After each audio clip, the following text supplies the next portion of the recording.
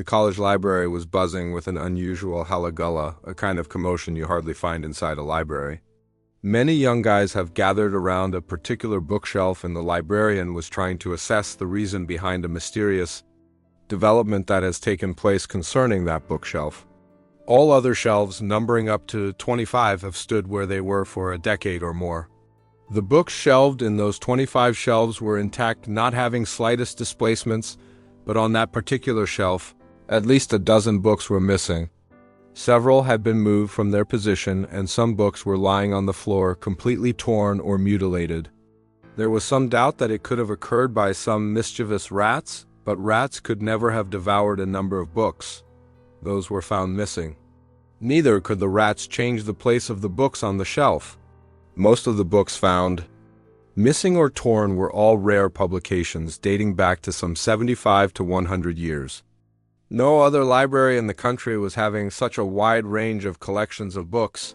Those were not only very expensive, but also out of publications. The library opens at 10 o'clock sharp every day, except on Sunday, and closes at 9 p.m. much after the closure of the classes in the college. There are 2 librarians who are very senior and experienced employees in the whole college.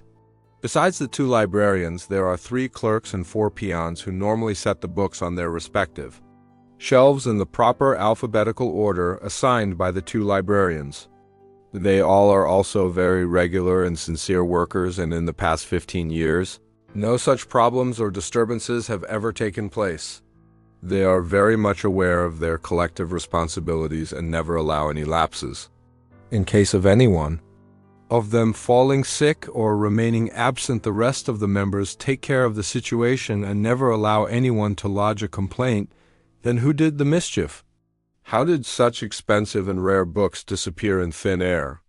The principal, the staff secretary, the students' union president, and most of the lecturers were summoned about the unusual happening, and subsequently a general body meeting was arranged to assess the situation and take appropriate action about the occurrence. Finally, the case was handed over to the police to investigate after the college authorities failed to ascertain the cause of the problem through an official inquiry. The police investigation began with a bang as they started interrogating all the working staff of the library, first followed by making a personal interview of most of the employees of the college, who had kind of link with the affairs of the library. They were pretty sure that the whole incident definitely had human involvement, because no beast or any supernatural being had anything to do with books.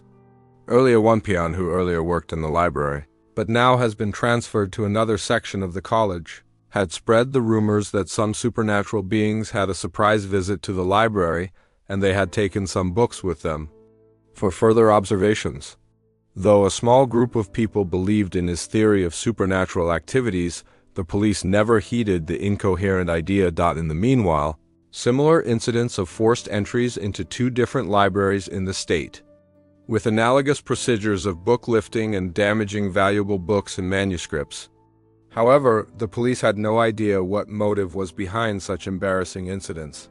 Neither any links could be established prima facie to relate the separate incidents. It took nearly 5 months for the inspector in charge of the operation, Sunil Kumar, to find out the motive and the modus operandi involved in all the incidents when he raided a number of old bookstores that dealt with books of antiquity and hieroglyphs.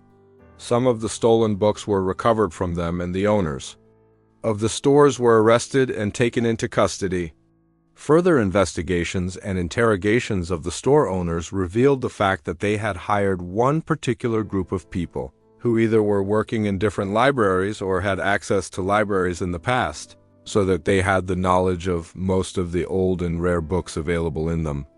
The peon who aired the rumor of the involvement of the supernatural beings in the burglary of the books was one such gullible person to be hired by the store owners. The network of such informants and the nexus of some criminals jointly operated to commit the thefts in different libraries, to create a false impression that it was either an act of some beasts like rats or the secret introspection of some supernatural beings. They had destroyed some valuable books. The store owners had also planned in collusion to smuggle out some precious books. manuscripts and hieroglyphics to some foreign countries, and they were in constant touch with some anonymous agents representing some influential personalities. Overseas, they had planned meticulously everything to earn some big money, but the brilliance of Inspector Sunil Kumar, whose dogged efforts spoiled their efforts.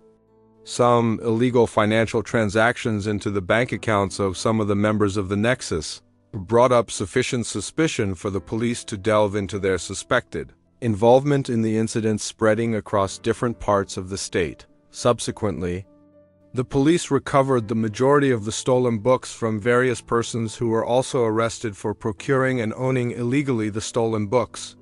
A large-scale smuggling of valuable books was thus detected successfully at its inception, and most of the books were restored to their respective bookshelves of different libraries.